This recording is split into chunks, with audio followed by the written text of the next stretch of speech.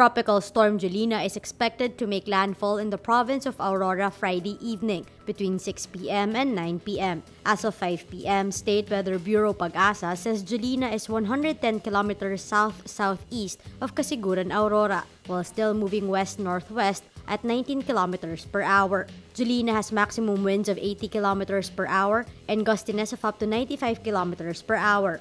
Signal number 2 is raised over Isabela, Aurora, Quirino, Kalinga, Mountain Province, Ifugao, Ilocos Sur, Benguet, Abra, La Union, and Nueva Vizcaya. Signal number 1 is up in Cagayan, including the Babuyan Group of Islands, Apayao, Ilocos Norte, Nueva Ecija, Pangasinan, Northern Quezon, including Polillo Island, and Camarines Norte.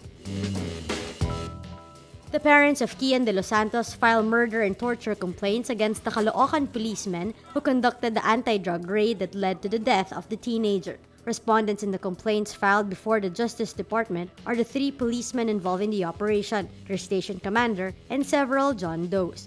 Police officer Arnel Uwares led the anti-drug operation in De Los Santos' community and was tagged as the one who shot De Los Santos. Saldi and Lorenza de los Santos, the teenager's parents, are represented by the Public Attorney's Office. PAO's murder complaint is based on the result of its autopsy, which showed de los Santos was shot 3 times, twice on the head first, then on his back. PAO Chief Persida Acosta says the bullet trajectory also shows de los Santos was already kneeling when he was shot, causing him to collapse to the ground. The Philippine National Police had the same finding. Some lawmakers questioned the impartiality of Justice Secretary Vitaliano Aguirre. Aguirre earlier said that De Los Santos' killing was blown out of proportion by the media and groups protesting the teenager's death to attack the Duterte administration. Senator Risa Hontiveros calls on Aguirre to inhibit from all investigations into the De Los Santos case. Malacanang reminds cops to follow procedure when implementing the Duterte administration's war on drugs. Presidential spokesman Ernesto Abella said police should follow established PNP policies and operational procedures. Abella says, quote, "The president has clearly stated that the war against drugs is not a license to break the law."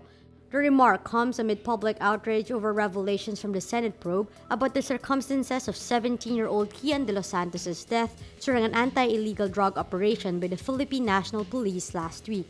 Caloocan police involved in the operation admit they based their confirmation that de los Santos was involved in drugs on social media posts and only after the operation. Abella also says de los Santos' death serves as a wake-up call of the need to reform government institutions, even law enforcement agencies. The health department says there is still no confirmed human infection of the bird flu H5N6 strain in the Philippines. Health Secretary Pauline Obial says they were able to identify 34 possible human cases after the Agriculture Department confirmed the bird flu outbreak on August 11. Of the 34 suspected cases, 30 were from San Luis, Pampanga, and 4 were from Nueva Ecija. Ubial says they were promptly placed in isolation as precautionary measure. All 34 cases tested negative for bird flu as of Thursday. The Bureau of Animal Industry earlier said the transmission rate to humans of the H5N6 strain is very, very low. The heir to the electronics giant Samsung on Friday is sentenced to 5 years in prison for bribery and other offenses in connection with a scandal that brought down South Korean President Park Geun-Hye.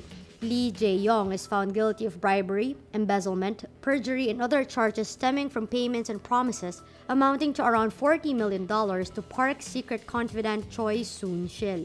The court finds that the money was in return for policy favors, including government support for Lee's hereditary succession at Samsung. The defense denied the charges, saying Samsung was pressured by Park to make the donations under duress. Lee said he was not aware of them and did not approve them. 4 other top Samsung executives were also convicted and received sentences of up to 4 years.